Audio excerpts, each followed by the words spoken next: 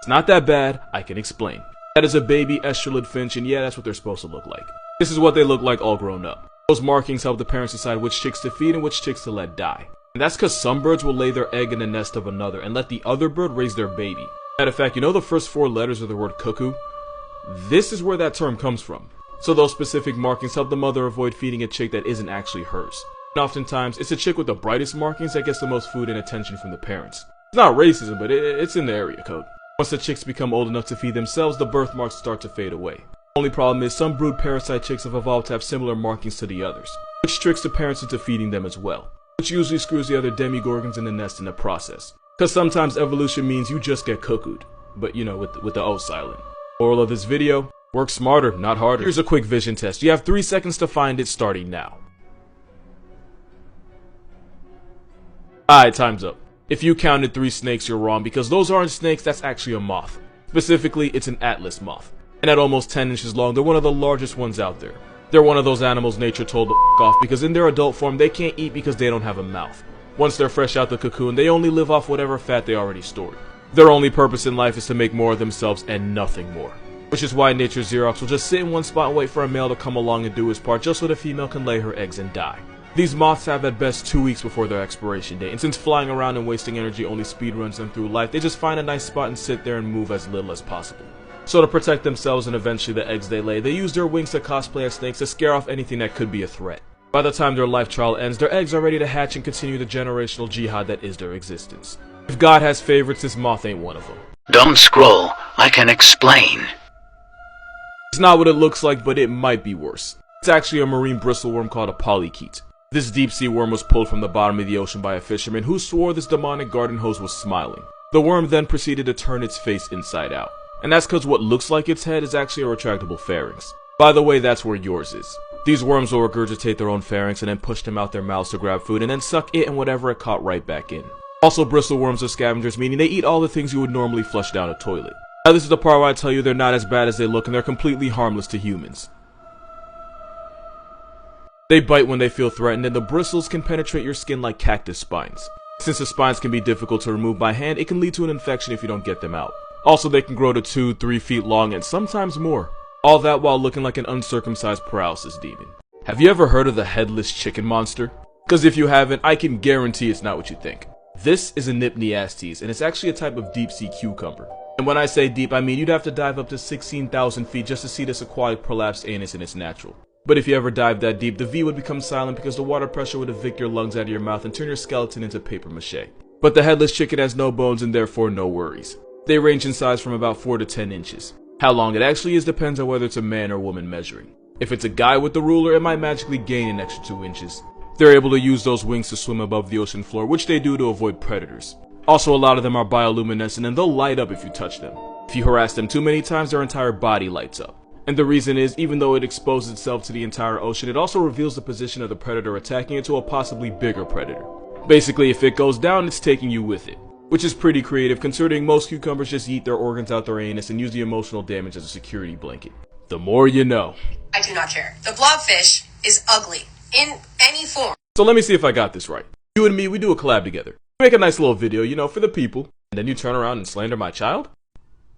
Bet. This thing looks like an anxiety attack. It looks like ADHD on DMT. It's an identity crisis come to life. That is the look of an animal tragically unaware of its purpose in the world. Can someone please explain to me how a fish that lives underwater still manages to find a way to have chapped lips?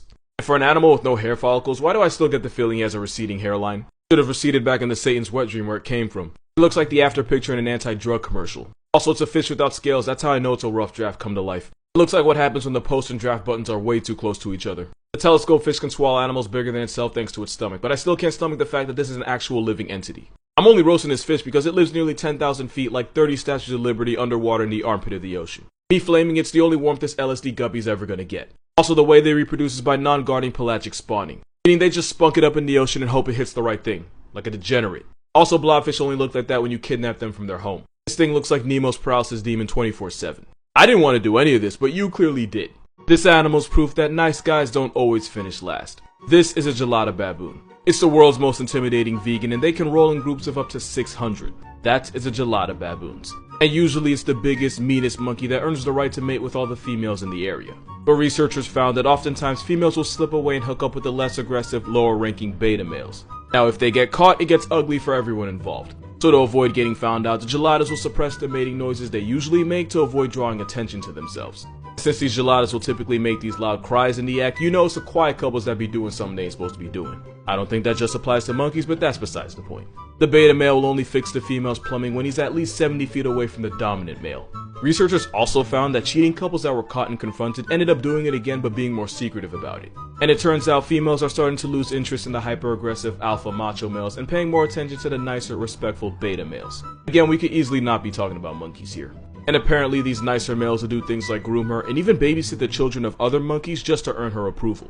Moral of this video? Can't call it simping if it works. This panda finessed everybody by pretending to be pregnant, and here's how. Pandas are horrendously bad at being themselves. So when a panda gets pregnant, the zoo will do everything in its power to make sure the little panda fetus lives long enough to actually be born. So when a panda at the Chengdu research base is expecting, she gets her own air-conditioned room, 24/7 care, and extra fruits, bamboo, and buns. And when a 6-year-old female was expected to add another panda to the population, they did a live broadcast just so people could watch. Because I guess some people are into that. Except it never happened, because she was never pregnant. Even though for 2 months she had all the signs of being pregnant, including eating more and moving around less. Some experts believe these barcode bears will purposely continue these pregnancy behaviors if they notice it gets some special attention. And with her quality of life improving, she wasn't about to give that up. In her defense, there is a reason for this. Pandas have one of the shortest windows to get pregnant. I think it's something like 72 hours out of the whole year. Like out of 365 days, pandas only have one long weekend to get it done. Since pandas have such a small opportunity to have kids, they'll prepare for a baby just in case. Which doesn't really cost them much because again, preparing just means eating more and doing less. So what people think happened is that hormones made the she panda instinctively get ready for a baby that wasn't there. But when she realized the world was better to her when she did, she just kept it up. I can't say I blame her, I've seen people lie worse to get less. This is why you don't fly drones in Australia.